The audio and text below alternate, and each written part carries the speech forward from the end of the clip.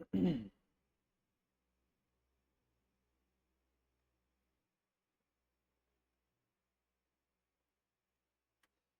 Hello hello. Hello दोस्तों, I am audible and visible. एक बार मुझे कंफर्म करिएगा सारे दोस्त।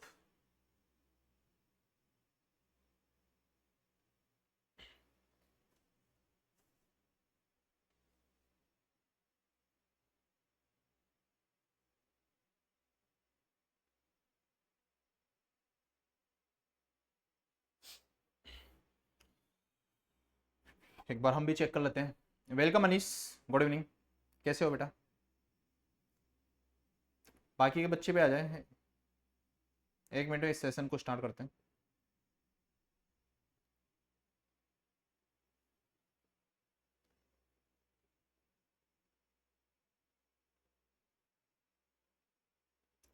बढ़िया, चलो बढ़िया। वेलकम वेलकम वेलकम वेलकम, आ जाओ आ जाओ। एक मिनट वेट करेंगे, फिर सेशन को स्टार्ट करेंगे।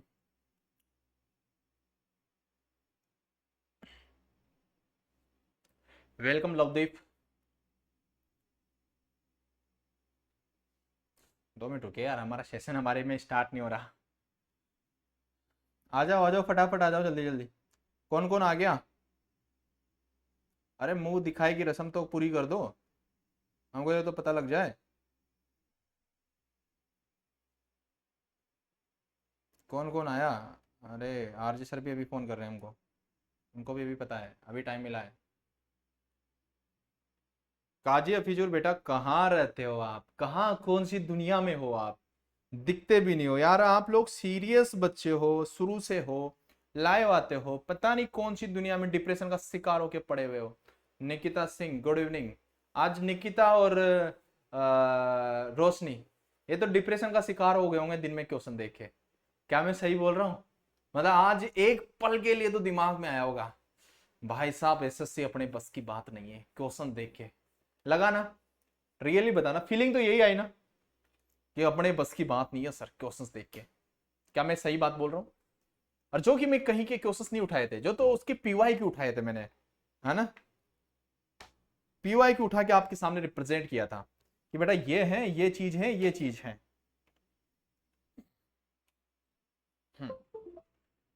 Welcome Anil, good evening good evening. तो सभी आ जाओ यार। देखिएगा बहुत तगड़े क्वेश्चंस थे उसके अंदर। और तगड़े क्योंकि मेरे सिलेक्टिव है यार, सिलेक्शंस करना इतना आसान नहीं होता किसी भी टीचर के लिए, क्योंकि कोई भी टीचर सिलेक्ट करता है ना, मैं आपको बता देता हूँ मेरे भाई, टीचर को ना हजारों क्वेश्चन सोल्व करने होते हैं तब जाके वो सिलेक्ट कर पाता है। लेकिन मेरे को पता है यार, मैं तो वो सब्जेक्ट 7 साल से पढ़ा रहा हूँ। ओके, कैसे कैसे क्वेश्चंस आते हैं, कैसे कैसे उनको बताना है, क्या क्या बच्चों को फोकस कराना है कि कम क्वेश्चंस में उनका ज्यादा काम हो जाए, तो मेरे को अच्छे से नॉलेज है चीजों का। तो मैंने वही चीजें आपके सामने रिप्रेजेंट की। एक भी क्वेश्चन ऐसा नहीं था जो मतलब वाहियात क्वेश्चन था, वहां पे आपको लगा कि ना सर आज तो जीरा गोला गोल है ना। ऐसा कुछ नहीं है, देखो उस टाइप के क्वेश्चंस भी होते हैं और आपके इजी भी आते हैं। लेकिन वो क्वेश्चंस कराना बहुत ही ज्यादा जरूरी था। जो आपको पता लग गया होगा, उनको बार बार रिवीजन करना है। मैं बोल रहा हूँ बेस्ट करोगे आप, एसएससी जैसे आपके पास एग्जाम होगा उसमें सबसे बेस्ट आप करोगे। क्लास का टाइमिंग क्या था सर? 2 बजे वाला तो मैं भी आया था। हाँ 2 बजे वाला बेटा, 2 बजे वाला। ठीक है, याद रखना बेटा, वो दिस इज पेड बैच है ना। एमसीक्यू वाला वो फ्री नहीं है, एक सेशन ही फ्री था उसका, वो पेड ही था, ये भी ध्यान रखिएगा लवदीप। सभी को हमने चिल्ला चिल्ला के बताया था। ठीक है। रोशनी, रोशनी भी आ गई। डिमोटिवेट तो नहीं हुए ना? रोशनी ने तो बोल दिया था सर हमारे बस की बात नहीं है सर, ऐसे ऐसी। सही बोल रहे हैं ना हम? लगा ना आज? फीलिंग आया आज ऐसी, है ना। कोई ना यार, हो जाएगा, चीजें चलती हैं। बस रिवीजन करते रहिएगा, लास्ट के टाइम पे है ना हिम्मत मत हारिएगा। अगर आप हिम्मत हार गए ना तो आप, मैंने बोला ना, हार जाओगे, पीछे निकल जाओगे। पीछे नहीं जाना, कोई दिक्कत नहीं, नहीं आया तो सर अब आ गया ना, ये सोचना चाहिए। नहीं आता था पहले, अब आ गया ना, अब नहीं भूलूंगा। कंसेप्ट को बार बार एनालिसिस करो। जो क्वेश्चंस मैं कराऊंगा ना, गजब के क्वेश्चंस होंगे, आप खुद ने भी इतनी एनालिसिस नहीं किया होगा। ठीक है, तो बस उसको करके लाना है, याद रखिएगा दोस्त। हाँ बुरा तो लगता ही है ना, क्योंकि यार देखो मैं आपको बताऊं, यूट्यूब पे आपने देखा होगा बहुत सारे टीचर्स कराते हैं ना, देखे होंगे उनके वॉइस ऑफ फुल व्यूज आ रहे हैं, फुल देख रहे हैं बच्चे, क्योंकि बच्चे मजा ले रहे हैं। उनको सिंपल सिंपल क्वेश्चंस करा देते हैं, उनको पता ही नहीं है कि आप बेवकूफ बन रहे हो, ऐसा गेम नहीं है एसएससी का, उसके तगड़े क्वेश्चंस आते हैं। लेकिन उन बच्चों को कौन समझाए, आप समझ गए वो बहुत अच्छी बात है, लेकिन उनको कौन समझाए। और हमने आपके सामने रिप्रेजेंट भी किया, ऐसा नहीं कि बाहर से लाके कहीं पे क्वेश्चन डाला हो, हमने उसी के क्वेश्चन डाले, कोई करवाता ही नहीं है ना, ठीक है, तो हम तो करवाएंगे ना। चलो कोई दिक्कत नहीं, डिमोटिवेट होने की जरूरत नहीं है, होता है कभी कभी। अब पहले नहीं आता था, अब आता है, बस ये याद रखना है, हारना नहीं है, सब कुछ बढ़िया होगा। चलो अब हमारे पास देखिएगा कि हमारे पार्ट ऑफ कॉन्स्टिट्यूशन, कल हमने यहां पे यहां तक पढ़ लिया था, सोर्स ऑफ कॉन्स्टिट्यूशन कहां कहां से उठाया था, बार बार रिवीजन करते रहना। आज मैं पीडीएफ अपलोड कर दूंगा 1 to 4 की सारी पीडीएफ आपकी अपलोड हो जाएगी, ठीक है। अब देखिएगा कि हमारे पास यहां पे जो कॉन्स्टिट्यूशन है उसके अंदर देखिए कितने आर्टिकल बताए थे बेटा, कल याद है थोड़ा बहुत, आर्टिकल कितने थे, आर्टिकल कितने लिए थे भाई साहब, आर्टिकल कितने थे जब हमारा कॉन्स्टिट्यूशन बना था। ये छोटी छोटी चीजें बेटा याद रखनी पड़ेगी बार बार। और शेड्यूल कास्ट, शेड्यूल कितने थे, तो सर सबसे पहले शेड्यूल तो 8 थे, फिर बढ़ा के कितने कर दिए थे, 12 कर दिए थे। और हमारे पास आर्टिकल कितने थे बेटा, 395, याद है, ये डाटा याद रखो यार। वहां पे आपको ये जो गेम खेलेगा ना वो ऐसे खेलेगा, 396, 394, 393, ऐसे गेम खेलने वाला है, तो याद रखिएगा, ये डाटा याद रखो, इसलिए तो बार बार हम बोलते हैं। अब इन आर्टिकल्स में क्या क्या बताया गया है, क्योंकि आर्टिकल से भी क्वेश्चन आता है कि कौन से आर्टिकल में क्या बोला गया है, इन आर्टिकल्स में क्या बोला गया है। अब आपको कैसे पढ़ना है भाई साहब, 395 आर्टिकल्स है, उनको पढ़ने बैठेंगे तो हमारी हालत खराब हो जाएगी, हम तो यूपीएससी की तैयारी कर लेंगे सर, 395 आर्टिकल्स को पढ़ के तो पूरे 1 महीने तक खत्म नहीं होगा। लेकिन हमारे को फैक्ट याद रखना है, फिर आपको वहां पे जो नेग्लेक्ट करने का ऑप्शन होता है ना, अच्छा ये ऑप्शन तो नहीं होगा, ये ऑप्शन तो नहीं होगा, ये ऑप्शन तो नहीं होगा, अच्छा यही होगा, इस तरीके से आपको करना है। ये आर्टिकल्स हमारे को इतना ही पढ़ना है।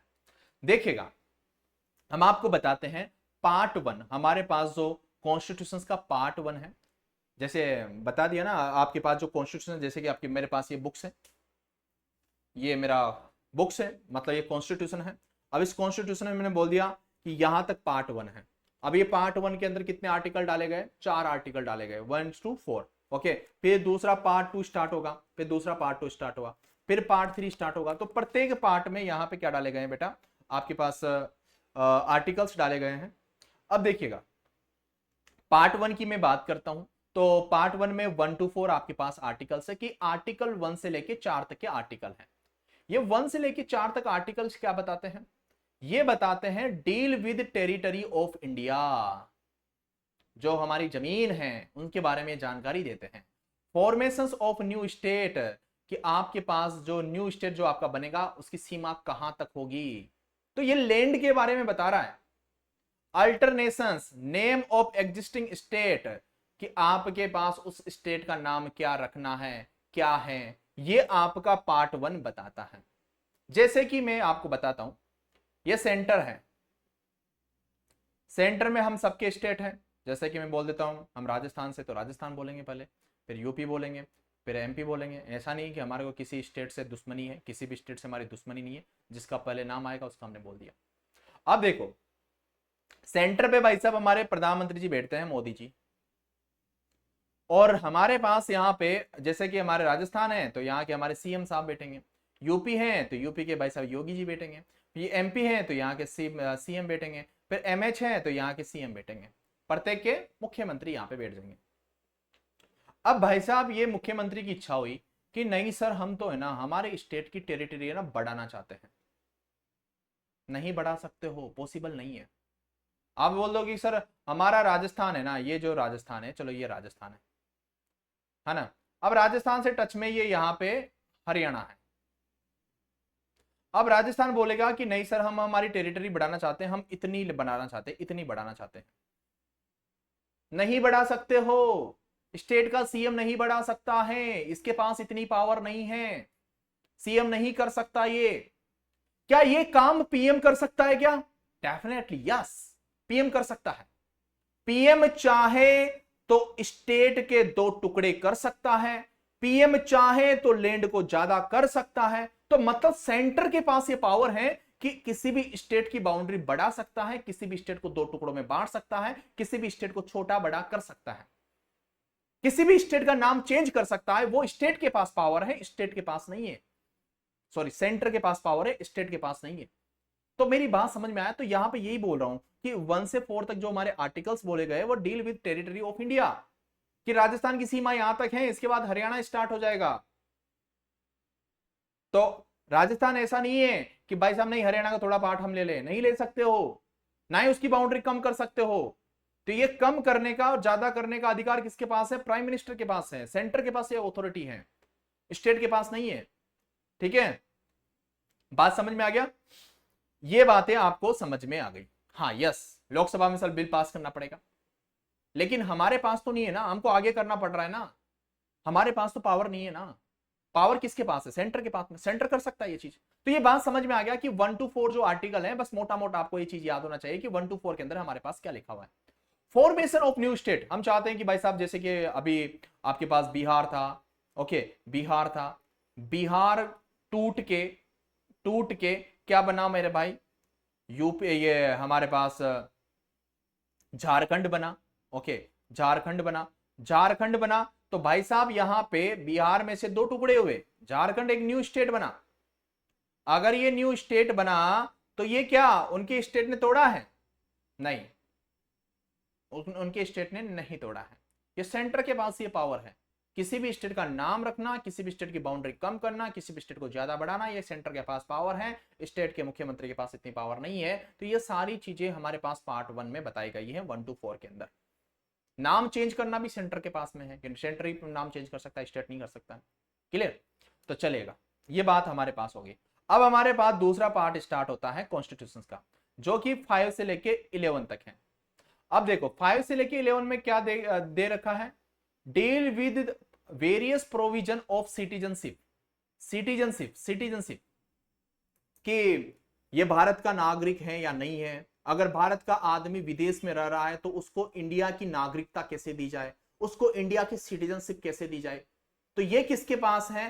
पार्ट 2 में बताया गया है। 2 मिनट रुकिएगा, 2 मिनट रुकिएगा, 2 मिनट बस। ठीक है, चलो, पार्ट 2 में क्या बताया गया है कि आप भारत के नागरिक हो या नहीं हो। तो ये सारी चीजें सिटीजनशिप हमारी किसमें दी गई है? 5 से लेके 11 तक के दी गई है। क्लियर? आपके पास ये चीजें ही याद रखना है, ज्यादा नहीं, ज्यादा डेप्थ नहीं करनी, बस इतनी ही याद रखनी है। क्लियर? तो पार्ट 2 कॉन्स्टिट्यूशन का याद हो गया, चलो बढ़िया। अब हमारे पास पार्ट 3 की बात होती है। पार्ट 3 में हमारे पास 12 से लेके 35 तक, आर्टिकल 12 से लेके 35 तक ये क्या बताया गया है इसके अंदर, ये सुनिएगा, ये बहुत इंपॉर्टेंट है सर। देखिएगा कि 12 से लेके 30 तक बताया गया फंडामेंटल राइट्स। फंडामेंटल राइट्स आने वाले टाइम पे बताऊंगा, आपके खुद के क्या क्या अधिकार हैं, ये फंडामेंटल राइट्स हैं। तो इसके अंदर बताया गया है कि fundamental rights of Indian citizenship, जो इंडिया के सिटीजन हैं उनके पास क्या क्या अधिकार हैं, वो होते हैं फंडामेंटल राइट्स। ये बताए गए हैं 12 से लेके 35 तक। ओके, लेकिन ये हमारे पास यहाँ पे 35 तक हमने बोल दिया कि ये फंडामेंटल राइट्स है, फंडामेंटल राइट्स को बताते हैं। लेकिन आर्टिकल 31 जो है dealing with the right of property and was deleted bye 44th amendment act, जो हमारे पास जो 31 आर्टिकल था वो जो प्रॉपर्टी के बारे में बात करता था, जो हमारे फंडामेंटल राइट्स का पार्ट था, जो कि एक प्रॉपर्टी के बारे में बात करता था, उसको एक अमेंडमेंट पार्लियामेंट के अंदर पास किया गया, 44th अमेंडमेंट एक्ट। इसके थ्रू उसको डिलीट कर दिया गया। बात समझ में आया? तो ये जो डिलीट कर दिया गया है, तो ये आपको याद होना चाहिए कि सर हमारे पास फंडामेंटल राइट हमारे पास 12 से लेकर 35 तक आर्टिकल्स बताता है, लेकिन जो आर्टिकल 31 था जो कि हमारे पास राइट टू प्रॉपर्टी को बताता था कि भाई साहब इसकी जमीन इतनी है, इसकी प्रॉपर्टी इतनी है, जो उसको बताता था, उसको भाई साहब डिलीट किया गया। किसके अकॉर्डिंग? 44th अमेंडमेंट एक्ट के थ्रू उसको डिलीट किया गया। क्योंकि जब हमारा देश आजाद हुआ था तो भाई साहब जो पहले के जमींदार थे, जो पहले के लोग थे, ओके, तो उनके पास बहुत जमीनें थी। अब जब उनके पास जमीनें थी तो भाई साहब जो गरीब गरीबे आदमी थे उनके पास तो कुछ जमीनें ही नहीं है। ओके, अब वो क्या करे? वो मजदूरी करे, उनके पास खाने के लिए क्या करे वो? तो उन्होंने सोचा कि यार जब हमारा कॉन्स्टिट्यूशन बनाया गया तो उन्होंने सोचा कि यार ऐसा करो, ये जो अमीर अमीर आदमी है भाई साहब ने तो हड़प रखी है पूरी की पूरी जमीन है, इसको डिस्ट्रीब्यूट किया जाए, इसको डिस्ट्रीब्यूट किया जाए।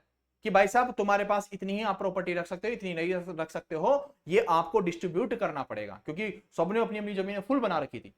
तो इसीलिए आर्टिकल 31 को डिलीट किया गया 44th अमेंडमेंट एक्ट पास करके। क्लियर। अगला हमारे पास आता है आर्टिकल 4। आर्टिकल 4 35 से लेके 51 तक के आपके आर्टिकल्स आते हैं। ये क्या बताते हैं? ये डीपीएसपी को बताते हैं। किसको? DPSP. DPSP, directive principle of state policy. ये डीपीएसपी क्या है भाई साहब? बहुत गजब की पॉलिसी है। अगर डीपीएसपी मतलब लागू हो जाए तो मतलब देश का भला हो जाए, लेकिन डीपीएसपी को पूरी तरीके से लागू नहीं किया गया। ओके, तो उस पर कुछ ना कुछ चीजें वॉयलेट कर रही थी, उसके बारे में आगे बात करेंगे। अभी याद रखो भाई, बढ़िया चीज थी भाई डीपीएसपी, बहुत तगड़ी चीज थी, बढ़िया चीज थी, बेकार चीज नहीं थी, बहुत बढ़िया चीज थी। तो ये डीपीएसपी के बारे में ये हमारे पास 35 से लेके 51 के बारे में बताया, 35 से लेके 51 तक बताया गया। मतलब डीपीएसपी मतलब good governance, good governance. Okay, वो है। तो इसके बारे में आगे बात करेंगे, फंडामेंटल राइट्स में भी आगे बात करेंगे। पार्ट 4 में, पार्ट 4 एक में 51A, जो 51A है उसमें एड किया गया added by 42 amendment act in 1976 contain with fundamental duties of the citizenship. ये आप पढ़ सकते हो कि आपके पास 51A के अंदर एड किया गया 42 amendment act 1976 contain the fundamental duties of the citizenship, कि हमारे पास क्या क्या हमारे पास फंडामेंटल ड्यूटीज है। जैसे कि हमारी मतलब हमारी ये ड्यूटी है ना भाई साहब कि मतलब हमारे देश के जो तिरंगा है उसका सम्मान करना चाहिए, करना चाहिए। ऐसा थोड़ी कि भाई साहब पैरों में आप तिरंगे को पैरों में पटक रहे हो, उसके ऊपर निकल रहे हो, तो सम्मान कहाँ कर रहे हो आप देश के तिरंगे का? तो मतलब ये हमारी फंडामेंटल ड्यूटीज है कि हमारी ड्यूटी है भाई साहब हमारे देश का जो तिरंगा है उसका सम्मान करना है हमको, राष्ट्र हित के लिए। तो ये ड्यूटीज के बारे में भी आगे मैं बात करूंगा। Clear. Good evening, good evening. अब देखिएगा हमारे पास पार्ट 5 हमारे पास, जिसमें आर्टिकल 52 से लेके 151 तक बताए गए। अब देखो ये जो 52 से लेके 151 तक बताए गए हैं, इसमें बताया गया है deal with the government at union level, duties and functions of prime minister, ministry president, attorney general, parliament, Lok Sabha, Rajya Sabha, controller and author. मतलब आपके जितने भी सेंटर, जो हमारा सेंटर है, सेंटर की जितनी भी चीजें हैं जो यूनियन लेवल पे हैं, तो यहां पे उनके बारे में डिस्कशन किया गया है कि भाई साहब मिनिस्टर का क्या काम है, प्रेसिडेंट कैसे हैं, आपके पास जनरल, पार्लियामेंट, लोकसभा, राज्यसभा, सबका क्या क्या काम है, ये सब कुछ आर्टिकल 52 से लेके 151 के बीच में बताया गया। अरे वाह, क्या बात है, आराम आराम से आ रहे हो मतलब। ठीक है, बातें क्लियर? बताओ मुझे, पार्ट 5 तक थोड़ी थोड़ी चीजें दिमाग में बैठ गई? मैं बोल रहा हूं ना, एक बार में पूरी चीजें नहीं बैठेगी, मेरी बात दिमाग में बिठा लो। आपको बार बार पढ़ना पड़ेगा, बार बार पढ़ना पड़ेगा, बार बार। 30% भी अगर आपके दिमाग में घुस रही है तो वेल एंड गुड, बहुत बढ़िया है। फिर उसके बाद क्वेश्चंस भी करेंगे हम, चिंता मत करो। क्लियर। चलो अब देखो, अब हमारे पास पार्ट 6 हमने कहां तक कंप्लीट कर लिया बेटा? 151 तक कंप्लीट कर लिया है। और अब देखिएगा कि हमारे पास आर्टिकल 152 से लेके 237 तक जो हमारे स्टेट हैं, स्टेट लेवल है, जैसे राजस्थान, महाराष्ट्र, यूपी, पंजाब, उत्तराखंड, ये जितने भी हमारे स्टेट हैं, यहां पे 152 से लेके 237 तक हमारे स्टेट के बारे में बताया गया कि भाई साहब इस स्टेट में ये चीजें हैं, इसका ये काम है, इसका ये काम है, इसका ये काम है। ठीक है, देख लीजिएगा आप government state level article 152 exempts Jammu and Kashmir from the category of ordinary state. अब देखिएगा ये 152 है, यहां पे जम्मू एंड कश्मीर के लिए इसको लेफ्ट किया गया। अब इसके बारे में आगे चर्चा करेंगे। 152 को बस याद रखो कि यहां से लेके यहां तक ये स्टेट के बारे में ये बताए गए हैं आर्टिकल्स कि किस किस का क्या काम है, बस जम्मू एंड कश्मीर को छोड़ के, क्योंकि जम्मू एंड कश्मीर का तो आपको भी मुद्दा पता है। Duties and functions of a chief minister and his minister, governor, state legislative, high court, advocate general of state, कि इनका क्या क्या काम है। क्लियर, बात समझ में आ गया? तो ये 237 तक बात कंप्लीट हो गया। मतलब आपको थोड़ी थोड़ी अगर मोटी मोटी मैं बात करूं तो आपको मोटी मोटी क्या बात समझ में आए? सर 1 से 4 तक तो भाई लैंड के बारे में बताया है, स्टेट के, आपके पास सेंटर का।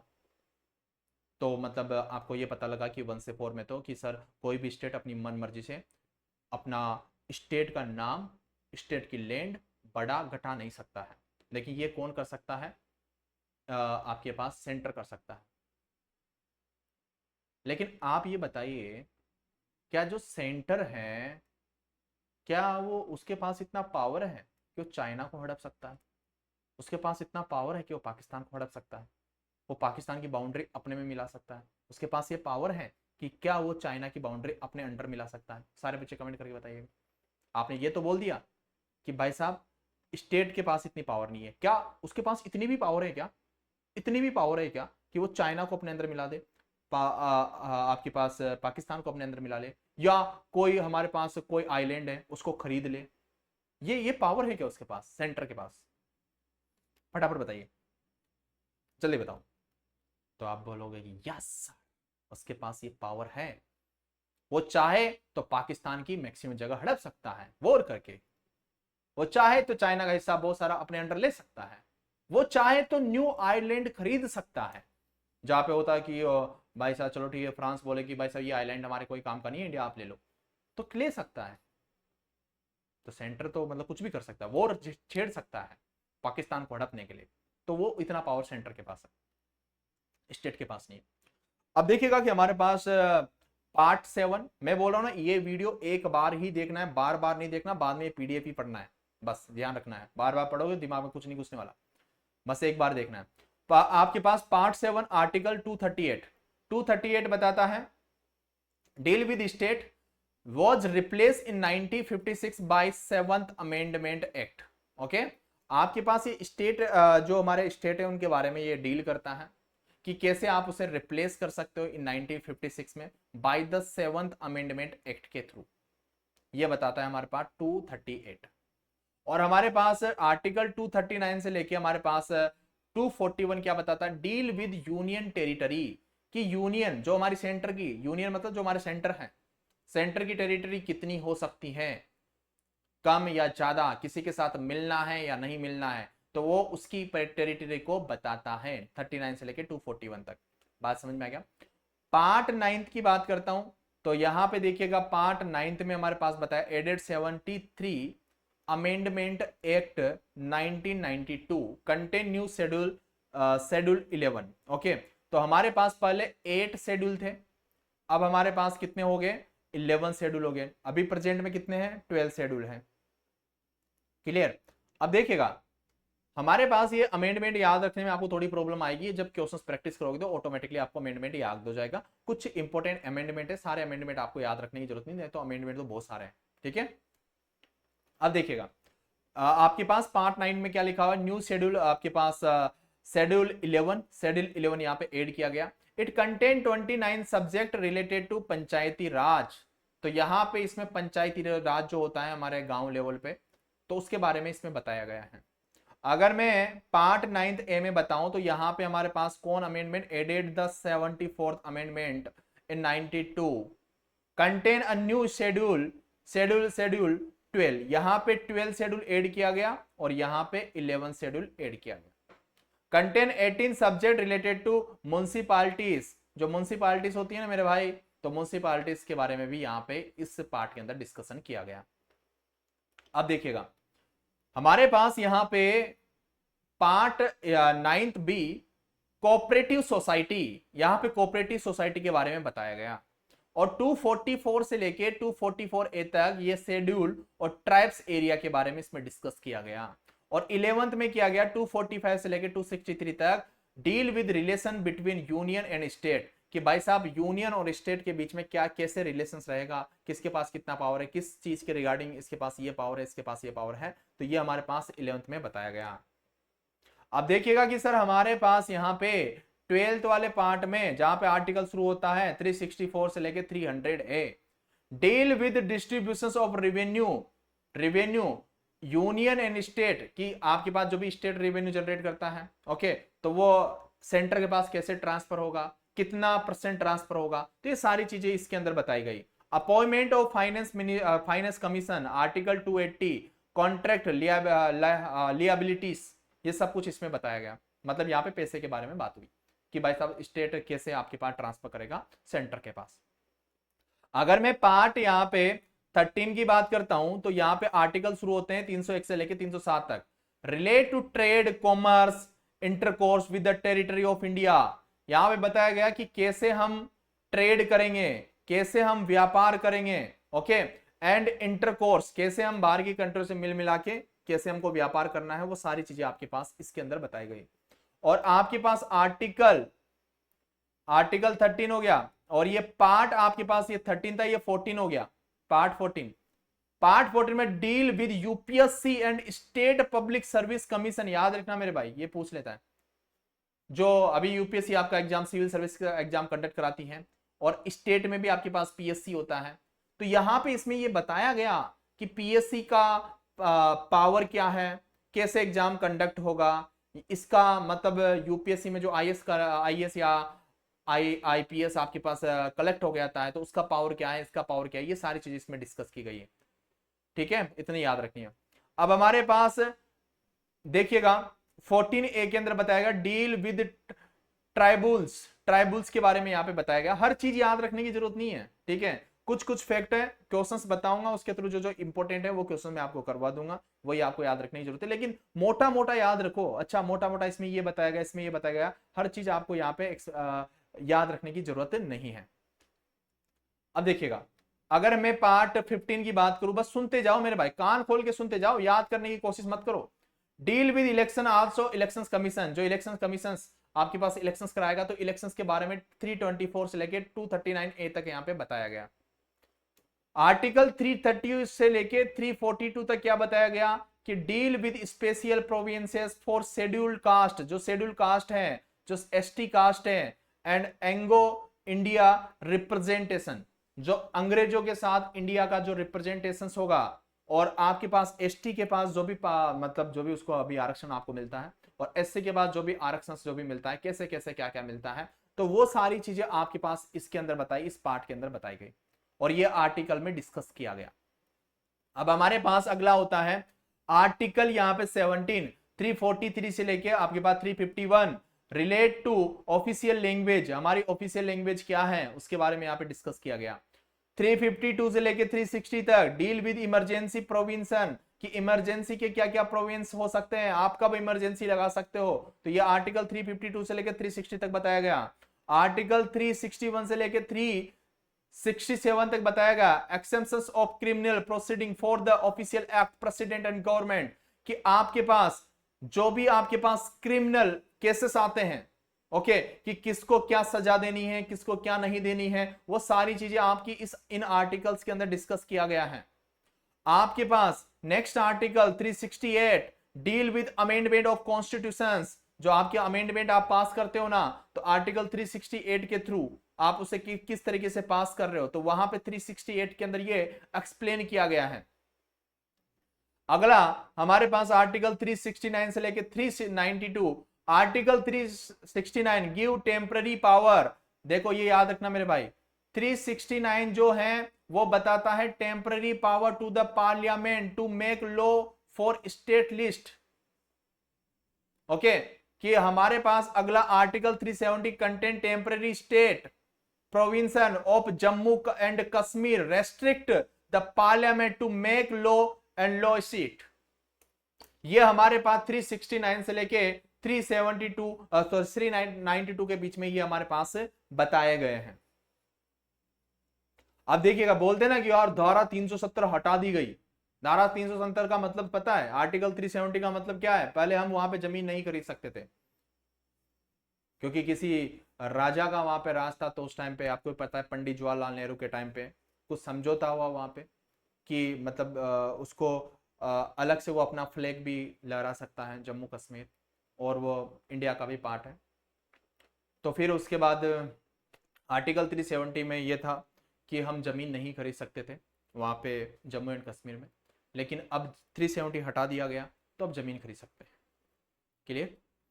तो हमारे पास 393 से लेकर 395 तक क्या बताया गया, concern the short title commencement authoritative text to in Hindi repeal of constitutions, okay, कि आपके पास जो भी आपको टाइटल दिए जाते हैं कि भाई साहब इसको गोल्ड मेडल मिल गया, इसको पद्मश्री, जो भी आपको टाइटल दिए जाते हैं वो टाइटल इसमें एक्सप्लेन किया गया।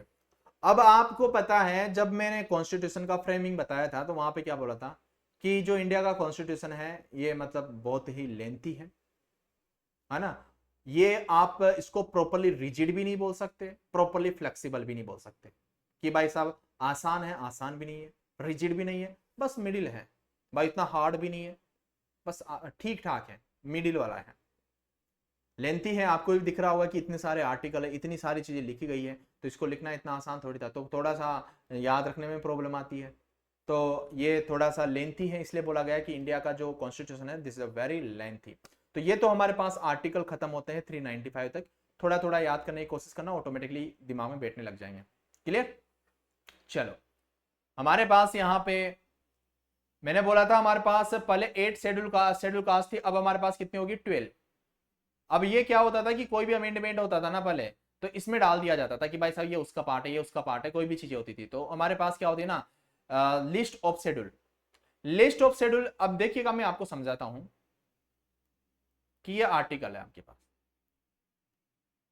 395 और ये शेड्यूल है, इन दोनों में कंपेयर समझने की कोशिश करना। ये हमारे पास आर्टिकल है, आर्टिकल का बॉक्स है, ये शेड्यूल का बॉक्स है। अब क्या है ना, आपको पता है कि सर ये जो आर्टिकल है ना, इनको हम क्या कर सकते हैं, अमेंड कर सकते हैं, चेंज करता हो तो हम उसको चेंज भी कर सकते हैं, ठीक है, कि नहीं इसको चेंज करते हैं, आप कर सकते हैं। लेकिन अगर 395 का कोई भी आर्टिकल्स इसके अंदर डाल दिया जाता है, शेड्यूल कास्ट के अंदर डाल दिया जाता है, तो इनको आप अमेंड नहीं कर सकते हो, फिर डायरेक्टली आपके पास कोर्ट बोलेगा कि भाई साहब ये तो शेड्यूल के अंदर आता है, इसको आप अमेंड नहीं कर सकते हो। जैसे कि आपको मैं बताऊं, एसटी की जमीन है, एसटी की जमीन है, या आपके पास या एससी की जमीन है, तो आपने सुना होगा आपके आस पड़ोस में घर गृहस्थी में थोड़ा बहुत देखे हो तो, कि यार चलो ठीक है किसी जैन के पास जमीन थी, लेकिन वहां पे किसी एसटी ने खरीद ली, लेकिन एसटी से कोई खरीदता क्यों नहीं है, कोई लेता क्यों नहीं है? क्योंकि वो एसटी के अंदर दर्ज हो चुकी है, उसे आप बदल नहीं सकते हो, उसका नाम काट नहीं सकते हो। समझ में आया? जबकि आर्टिकल्स आपके अमेंड हो सकते हैं, शेड्यूल में गया बदला नहीं जाएगा, सुप्रीम कोर्ट बोलेगा बेटा दिस इज शेड्यूल कास्ट, तो शेड्यूल के अंदर है तो उसे आप चेंज नहीं कर सकते हो, आर्टिकल को कर सकते हो, चेंज कर सकते हो, अमेंड कर सकते हो, उसको नहीं कर सकते हो। अब देखिएगा फर्स्ट शेड्यूल हमारे पास क्या बताता है, फर्स्ट शेड्यूल में लिखा हुआ है, टोटल 12 शेड्यूल है। फर्स्ट शेड्यूल में है name of state and UT and their territory extend. First schedule में बताया कि कोई भी किसी की भी जो टेरिटरी है, जमीन है, वो यहां तक हमारे पास हम उसको एक्सटेंड कर सकते हैं, इतना बढ़ा सकते हैं। राजस्थान की सीमा फिक्स है ना, यूपी की सीमा फिक्स है, बिहार की सीमा फिक्स है, तो भाई साहब उसको यहीं तक अपन एक्सटेंड कर सकते हैं, इससे ज्यादा नहीं। तो वो किस में डाल दिया गया, शेड्यूल कास्ट के अंदर डाला गया। ये किस में बताया गया, फर्स्ट शेड्यूल में बताया गया। सेकंड शेड्यूल बताया गया by salary and innovate of the president, governor, chief जज एंड आपके पास ऑडिटर जनरल। भाई साहब इनकी सैलरी क्या क्या होने वाली है वो सब कुछ आपकी सेकंड शेड्यूल के अंदर डाला गया। ठीक है, क्लियर? हाँ सर, एसटी को जमीन बेच सकता है, अदर को नहीं, बिल्कुल अदर को नहीं, एसटी एससी को खुद का खुद में बेच सकता है, अदर को नहीं बेच सकता। थर्ड शेड्यूल हमारे पास form of oaths and affirmations of member, legislative, minister, जज and other general. Third schedule के अंदर हमारे पास इनके बारे में बताया गया, मिनिस्टर हो गया, लेजिस्लेटिव हो गया, जज हो गए, ऑडिटर हो गए, इनके बारे में थर्ड शेड्यूल में डिस्कस किया गया। फोर्थ शेड्यूल में allotted of seats in Rajya Sabha, कि राज्यसभा में कितनी सीट होगी वो फोर्थ शेड्यूल में बताया गया। फिफ्थ शेड्यूल में बताया गया administration and control the schedule area and schedule tribe. Okay, ये कैसे आपको कंट्रोल करना है, ये सारी चीजें आपको फिफ्थ शेड्यूल में बताई गई। सिक्स शेड्यूल में क्या बताया गया, आपके पास administration of tribal area in the state Assam, Meghalaya, Tripura and Mizoram.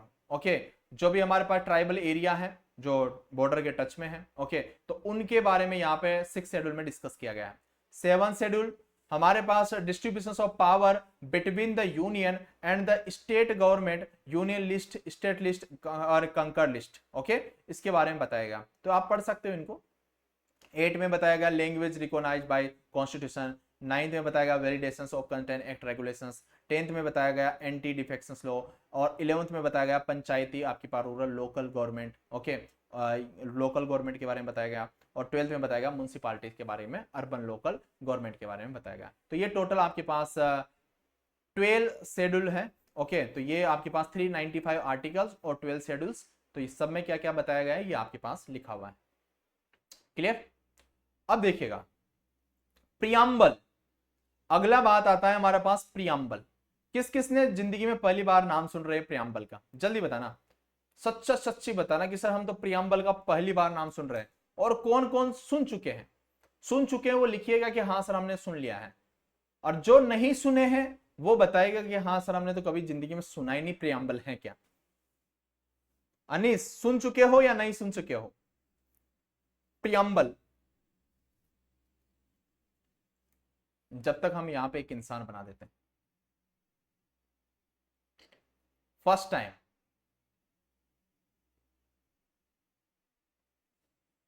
नहीं सुना, बाकियों ने सुना है? अच्छा चलो बढ़िया बात। प्रियम्बल, प्रियम्बल क्या है? देखो ये आप, ओके, आप स्कूल जाते हो तो आपकी मास्टर जी ने यहाँ पे कुछ टाइम है यहाँ पे लगाया होगा आपका आइडेंटिटी कार्ड, लगाया है, या आपका फोटो वोटो आइडेंटिटी कार्ड लगा हुआ होगा, आइडेंटिटी कार्ड होता है ना, जिसमें आपका फोटो, आपका नाम, आपका पता सब कुछ लिखा रहता है। तो मेरे भाई जो ये आदमी है ना, ये कॉन्स्टिट्यूशन है, ये हमारा कॉन्स्टिट्यूशन है, और जो ये आइडेंटिटी कार्ड है ना ये प्रियम्बल है। मतलब आपका अब आप खुद सोचिए, आपका आइडेंटिटी कार्ड क्या बताता है? आप स्कूल जाते हो तो आपका आइडेंटिटी कार्ड क्या बताता है? सर मेरा पता ये है ना, मैं इनका पुत्र हूं, मेरी कास्ट ये है, आपका सब कुछ आपका आइडेंटिटी कार्ड है, सब कुछ उसी में थोड़ी देर में आपके पास डिफाइन हो जाता है। तो आपके पास, आपको पता है कि आपके बारे में बता रहा है, तो प्रियम्बल किसके बारे में बता रहा है? कॉन्स्टिट्यूशन के बारे में बता रहा है। तो आपके पास जो प्रियम्बल है ये आइडेंटिटी कार्ड है कॉन्स्टिट्यूशन का। बात समझ में आया? बात क्लियर? एक सिंगल सी लाइन में बात समझ में आ गई कि सब प्रियम्बल क्या है? हमारे पास एक आइडेंटिटी कार्ड है कॉन्स्टिट्यूशन का। अगर ये आदमी कॉन्स्टिट्यूशन है तो ये आइडेंटिटी कार्ड है, तो ये आइडेंटिटी कार्ड आपका प्रियम्बल है और ये कॉन्स्टिट्यूशन है आपके पास। सब कुछ तो आइडेंटिटी कार्ड में लिखा रहता है।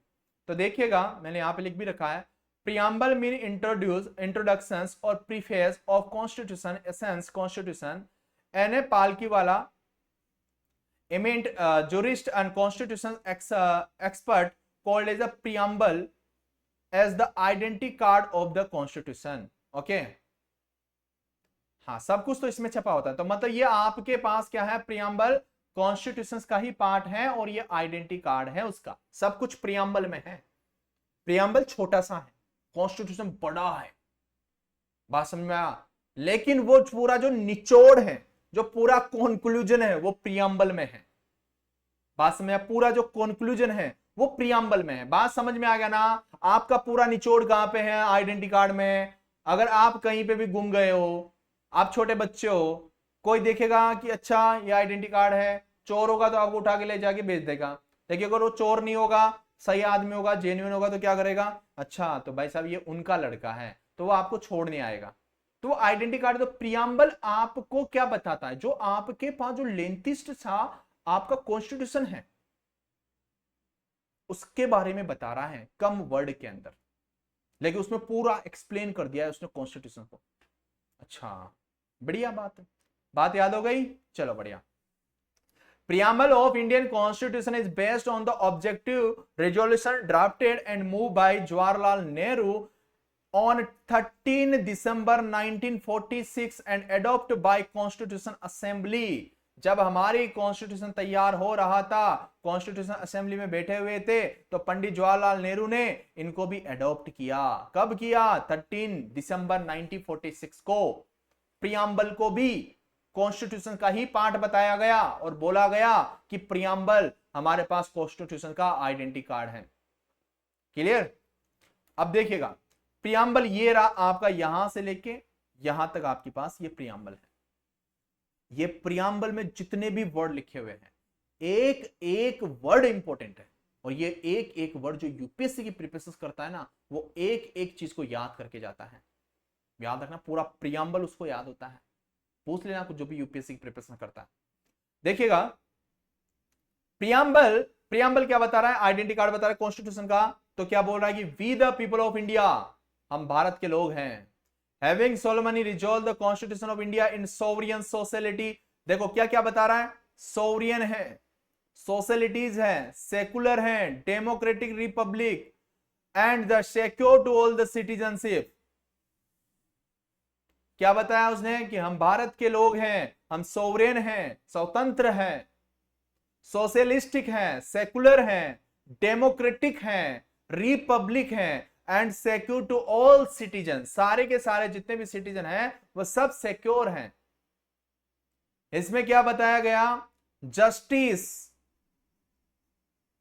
जो हमारे पास जो जस्टिस के बारे में जो कॉन्स्टिट्यूशन में जो बताया गया है, अब वो जस्टिस किस किस के रिगार्डिंग है। जो भी हमारे पास कोर्ट, हाई कोर्ट में जाते हो ना, आप जस्टिस की डिमांड करते हो, सर हमको जस्टिस चाहिए, जस्टिस चाहिए, आरआरबी की वैकेंसी क्यों नहीं आ रही, चाहते हो ना, तो वो हमारे पास जस्टिस, क्या क्या जस्टिस हो सकते हैं, सोशल जस्टिस हो सकता है, इकोनॉमिकल जस्टिस हो सकता है, पॉलिटिकल जस्टिस हो सकता है, इसके अलावा कौन सा जस्टिस होगा।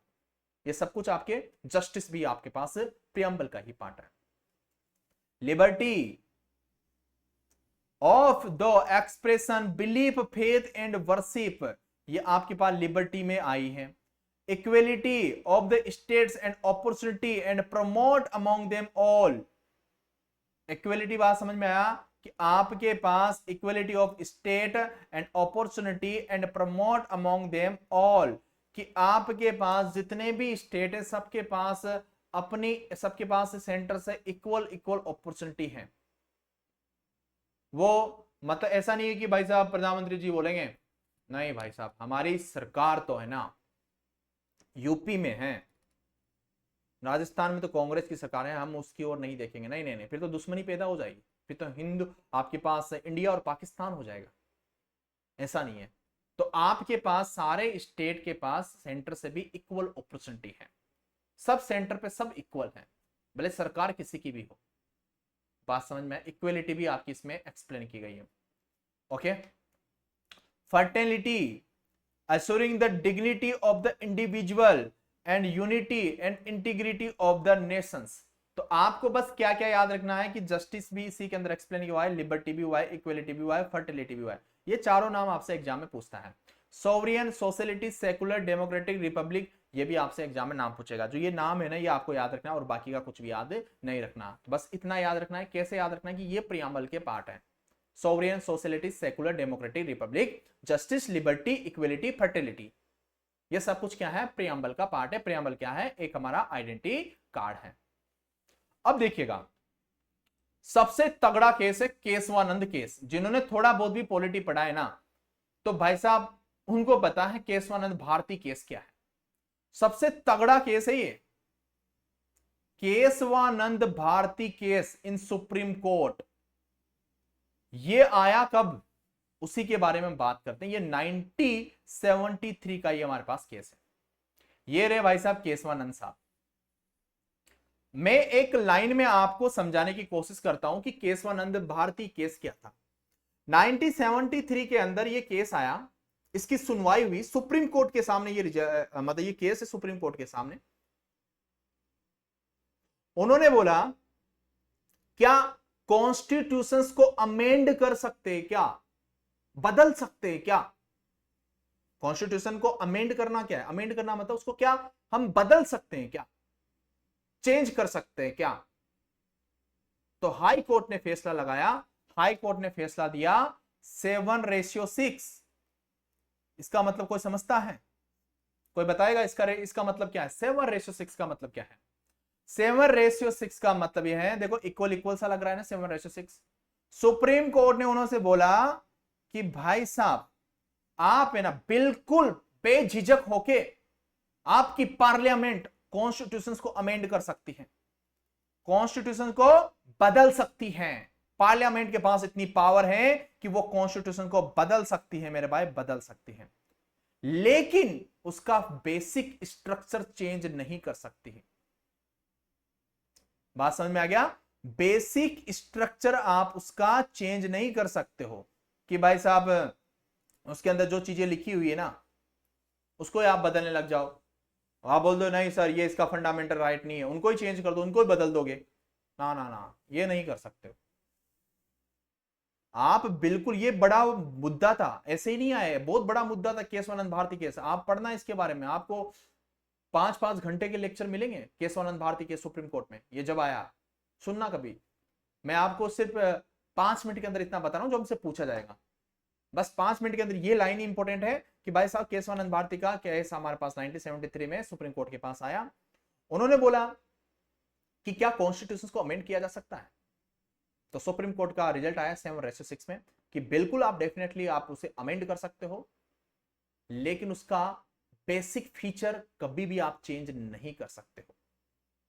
बात समझे? बेसिक स्ट्रक्चर जो है उसका, जो स्ट्रक्चर जैसा फ्रेम किया गया है वो कभी चेंज नहीं कर सकते हो। तो ये था केशवानंद भारती केस 1973। ओके, तो यहां पे ये हमारे पास केरल में ये शुरू हुआ था बेटा। केरल के अंदर देखो हिंदी में भी लिखा था मैंने, केशवानंद भारती बनाम केरल राज्य के मामले में सर्वोच्च न्यायालय की थेरा न्यायाधीश थे बेटा वहां पे, जज साहब थेरा की पीठ में संवैधानिक रूप से संशोधन करते हुए कहा कि संविधान संशोधन के अधिकार पर एकमात्र प्रतिबंध यह है कि माध्यम से संविधान के मूल ढांचे को रीति नहीं पहुंचाई जाए।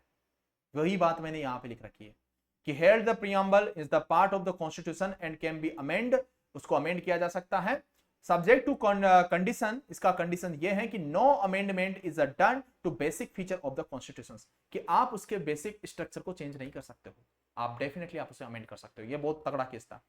तो ये आज का पार्ट हमारा शुरू होता है।